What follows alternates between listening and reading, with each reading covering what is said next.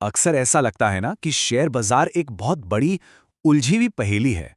लेकिन क्या हो अगर इस पहेली को सुलझाने का एक सीधा साधा तरीका हो। चलिए, आज उसी फ्रेमवर्क को समझते हैं जो इस उलझन को काफी हद तक सुलझा सकता है। अब सोचिए, बाजार में हजारों कंपनियां लिस्टेड हैं, तो ये सवाल तो मन में आएगा ही कि भाई शुरुआत कहां से करें। ये उलझन किसी को भी परेशान कर सकती है, पर इसका एक बहुत सीधा साधा समाधान है, एक सिस्टमैटिक अप्रोच अपनाना। तो चलिए शुरू करते हैं। देखिए, एक सफल निवेश की कहानी नंबरों से नहीं, बल्कि सही सोच और सही नजरिए से शुरू होती है। ये बस एक छोटा सा मेंटल शिफ्ट है जो आगे हर इन्वेस्टमेंट के फैसले को बदल सकता है। सबसे जरूरी बात जो समझने वाली है वो ये है, जब किसी कंपनी का एक शेयर भी खरीदा जाता है तो स्क्रीन पर सिर्फ एक नंबर नहीं खरीदा जा रहा। असल में उस कंपनी में एक छोटी सी हिस्सेदारी खरीदी जा रही है। मतलब उसके मुनाफे भी अपने और उसका नुकसान भी अपना।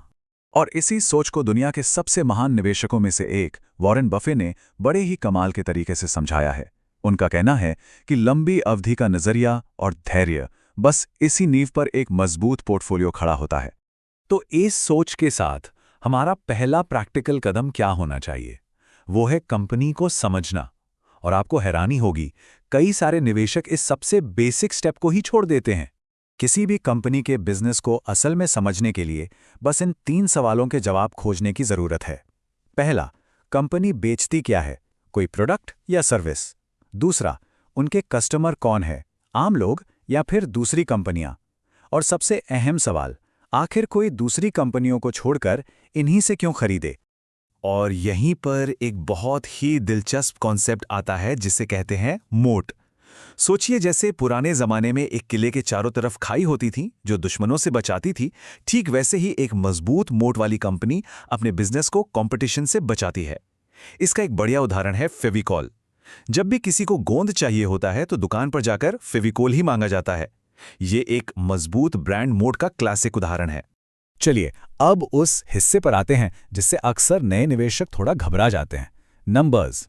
लेकिन फिक्र करने की कोई बात नहीं है, इसके लिए कोई फाइनेंस एक्सपर्ट होने की जरूरत नहीं है। हम इसे बिल्कुल सिंपल रखेंगे। किसी भी कंपनी की हेल्थ कैसी है, इसका एक स्नैपशॉट लेने के लिए ये 5 बहुत जरूरी फाइनेंशियल चेक हैं। ये सारा डेटा फ्री फाइनेंशियल वेबसाइट्स पर आराम से मिल जाता है और ये बताता है कि कंपनी आर्थिक रूप से कितनी मजबूत है। इसको एक सिंपल तरीके से समझते हैं। देखिए, अगर किसी कंपनी का रेवेन्यू लगातार बढ़ रहा है और उस पर कर्ज कम है, तो ये एक अच्छा हरा सिग्नल है। लेकिन अगर रेवेन्यू गिर रहा है और कर्ज बहुत ज्यादा है, तो ये एक रेड फ्लैग यानी एक चेतावनी का संकेत हो सकता है। सोचिए, एक बहुत ही बढ़िया कंपनी भी एक खराब इन्वेस्टमेंट साबित हो सकती है अगर उसे बहुत ज्यादा महंगी कीमत पर खरीद लिया जाए। इसलिए हमारा अगला कदम है वैल्यूएशन। मतलब ये समझना कि क्या स्टॉक की कीमत सही है। और ये जानने का सबसे कॉमन तरीका है पीई रेशियो। सीधे शब्दों में कहें तो ये हमें बताता है कि निवेशक कंपनी की कमाई के हर 1 रुपए के बदले में कितना गुना ज्यादा पैसा देने को तैयार हैं। इसको ऐसे समझिए, मान लीजिए एक शानदार खूब चलने वाला रेस्टोरेंट है, लेकिन वो अपनी असली कीमत से 10 गुना ज्यादा में बिक रहा है। क्या वो एक अच्छी डील होगी? शायद नहीं।